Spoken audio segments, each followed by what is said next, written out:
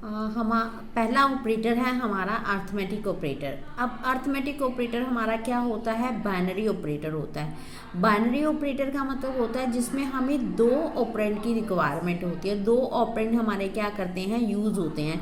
जैसे हमारे a plus B है, यहाँ दो ऑपरेंड यूज़ हो रखे हैं। इस चीज़ को हम क्या कहते हैं, बाइनरी ऑपरेटर, जिसमें हमें दो ऑपरेंड की रिक्वायरमेंट होती है किसी भी ऑपरेशन को परफॉर्म करने के लिए।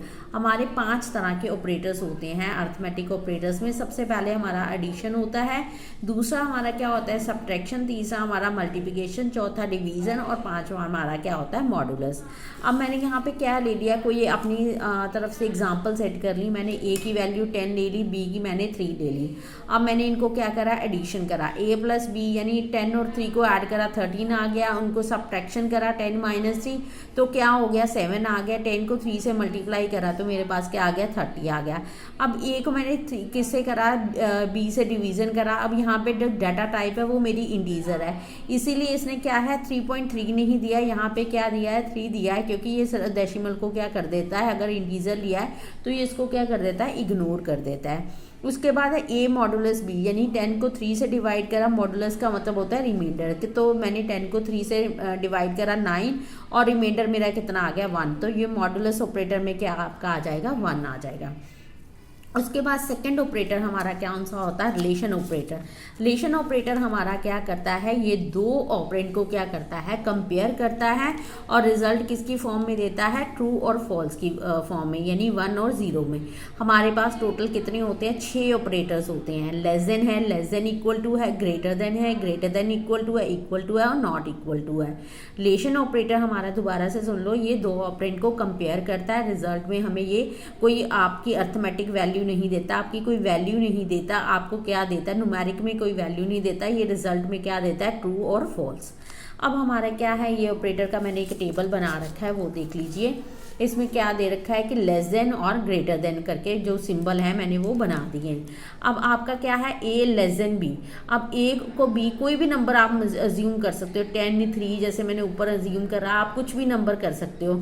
अगर आपका ऑपरेंड में क्या है, रिजल्ट आपका क्या है, ट्रू आ जाता है तो रिटर्न में क्या देगा 1 देगा, अगर फॉल्स आ जाता है तो रिजल्ट में क्या देगा 0। मैंने कोई भी नंबर आपने से अज्यूम कर लिया है। लेस देन इक्वल टू, तो आप लेस देन इक्वल टू को इस तरीके से भी लिख सकते हो, ये a लेस देन कॉम्प्लेक्स जो थी वो मैंने यहाँ से कट कर दी है, इजी बना दिया। a less than equal to है तो आपने 1 लिखना है, यानी ट्रू लिखना है। अगर आपकी ये क्या आ जाती है, स्टेटमेंट ट्रू आ जाती है। अब यहाँ a ग्रेटर देन b है, मैंने ये रैंडम ही उठाए हैं, मैंने कोई भी एग्जाम्पल, या आप अपनी एग्जाम्पल सेट करके उससे कंपेयर करके ये रिजल्ट दे सकते हो। अगर a b से क्या होगा, ग्रेटर देन या इक्वल टू होगा तो 0 आ जाएगा, यानी फॉल्स आ जाएगा।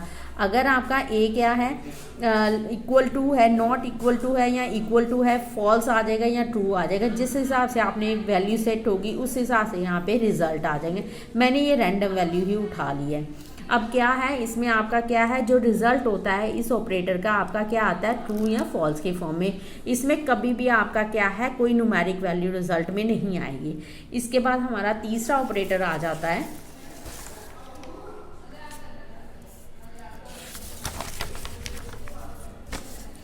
तीसरा ऑपरेटर हमारा आ जाता है लॉजिकल ऑपरेटर। लॉजिकल ऑपरेटर क्या करते हैं, ये दो या दो से ज़्यादा जो लॉजिकल एक्सप्रेशन होते हैं उसको कंबाइन करने का काम करते हैं। कंबाइन का मतलब क्या होता है कि दो या दो से ज़्यादा है उनको कंबाइन करके रिजल्ट को क्या करना, इवेल्युएट करना।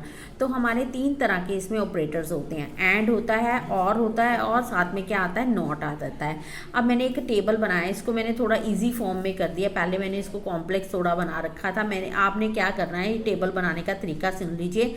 2 बार ट्रू वैल्यू, 2 बार फॉल्स। क्या करना है, कंडीशन 1 लिख देनी है ऊपर, 2 बार ट्रू और 2 बार फॉल्स। फिर क्या करना है, कंडीशन ट्रू में क्या लिख देना है, यहाँ पे ट्रू फॉल्स और ट्रू फॉल्स। अब एंड में क्या होता है कि अगर दोनों ट्रू हों तो रिजल्ट क्या आ जाता है, ट्रू आ जाता है, अदरवाइज सब में क्या आ जाएगा, फॉल्स आ जाएगा।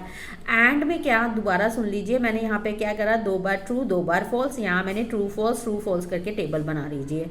अगर दोनों ट्रू हैं तो यहाँ पे क्या आ जाएगा, ट्रू आ जाएगा। अगर एक भी इनमें फॉल्स है तो आपका रिजल्ट क्या आ जाएगा, फॉल्स आ जाएगा। और में क्या होता है कि अगर एक भी आपकी वैल्यू ट्रू है तो रिजल्ट क्या आएगा, ट्रू आएगा। फॉल्स कब आएगा, जब दोनों फॉल्स वैल्यू होंगी। देख लीजिए दोनों में ट्रू है तो यहाँ ट्रू आ गया। अब यहाँ ट्रू फॉल्स है तो क्या आ जाएगा, ट्रू आ जाएगा। फॉल्स ट्रू है तो क्या आ जाएगा, ट्रू आ जाएगा। दोनों फॉल्स होंगे तो फॉल्स हो गया। तो कहने का मतलब अगर एंड में दोनों फॉल्स होंगे, अगर एंड में क्या होंगे, दोनों ट्रू होंगे तो आपका रिजल्ट ट्रू आएगा। एक भी फॉल्स हो जाएगा तो आपका रिजल्ट फॉल्स आ जाएगा। और में क्या है कि आपका एक भी आपका अगर ट्रू है तो रिजल्ट में आपका क्या आ जाएगा, ट्रू आ जाएगा। यहाँ पे जो यहाँ पे नॉट है, नॉट का मतलब होता है उल्टा। इसको मैंने कंडीशन 1 से कंपेयर करा है। यहाँ ट्रू है तो वहाँ क्या आ जाएगा, फॉल्स है। यहाँ ट्रू है तो वहाँ क्या आ जाएगा, फॉल्स। यहाँ फॉल्स है तो वहाँ क्या आ जाएगा, ट्रू आ जाएगा। यहाँ पे भी फॉल्स है तो क्या आ जाएगा, ट्रू आ जाएगा। ये हमारा हो गया लॉजिकल ऑपरेटर। अब फोर्थ वन हमारा कौन सा होता है, असाइनमेंट ऑपरेटर। असाइनमेंट ऑपरेटर का काम क्या होता है, ये क्या करता है, अब यहाँ पे वैल्यू को असाइन करने का काम करता है। हमने उसमें एक्सप्रेशन में शायद करा था या वेरिएबल में भी हमने करा था। उसमें असाइनमेंट ऑपरेटर का हमारा काम क्या होता है कि ये कोई भी नई वैल्यू जो है वेरिएबल को असाइन करने का काम करता है।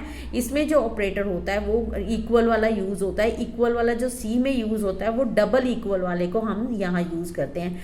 सो असाइनमेंट ऑपरेटर का काम क्या करता है, ये किसी भी वेरिएबल को वैल्यू असाइन करने का काम करता है। इसमें हम इक्वल टू वाला ऑपरेटर यूज करते हैं। जैसे एग्जांपल x = 3। अब यहाँ पे 3 वैल्यू है, वो किसको असाइन होगी है, वेरिएबल x को।